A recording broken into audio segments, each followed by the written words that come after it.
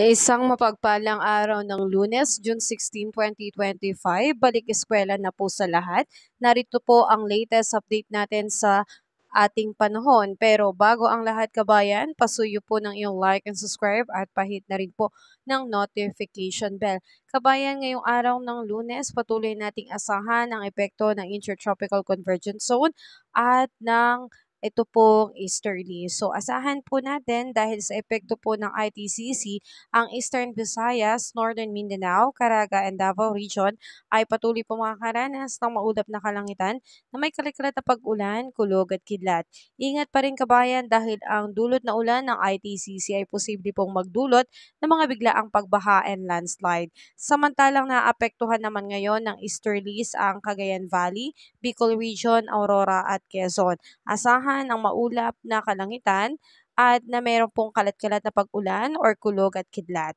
At dito po sa atin ngayon sa may Metro Manila at ilang natitirang bahagi ng ating bansa, posible po tayo makaranas ng pag-uulan sa hapon at sa gabi, dulot po ng mga localized thunderstorm.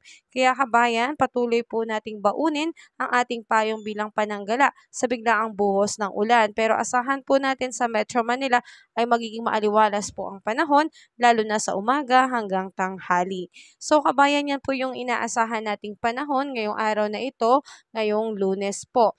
At pagdating naman kabayan sa ating air temperature, patuloy nating asahan na dito ngayon sa Lawag ay aabot po ng 32 degrees Celsius, Tugigaraw 33 degrees Celsius, Baguio 24 degrees Celsius, Metro Manila 34 degrees Celsius, Tagaytay 32 degrees Celsius at sa Legazpi ay 31 degrees Celsius. Sa may Iloilo, 32 degrees Celsius, Puerto Princesa, Cebu, Tacloban ay 32 degrees Celsius, Cagayan de Oro at Zamboanga ay 33 degrees Celsius at sa may Davao naman po ay 32 degrees Celsius. Pagdating sa ating mga baybayin kabayan, wala naman po tayong nakataas na anumang gale warning signals, kaya wala po tayong dapat na ipangamba. At kabayan, pagdating naman sa ating low pressure area ngayon ay wala din po tayong namomonitor na anumang sama ng panahon sa loob at labas ng Philippine Area of Responsibility. Ibig sabihin kabayan, wala pong bagyo. So yan po yung ating update ngayong araw ng Lunes. Tayo po ay patuloy na mag-ingat kabayan at maging updated sa ating panahon. Yan na muna ang aking update sa araw na ito. Patuloy pa rin po akong makikisuyo ng iyong like and subscribe at pahit na rin po ng notification bell. Ingat tayo kabayan. Have a safe day po sa lahat. God bless sa iyo kabayan.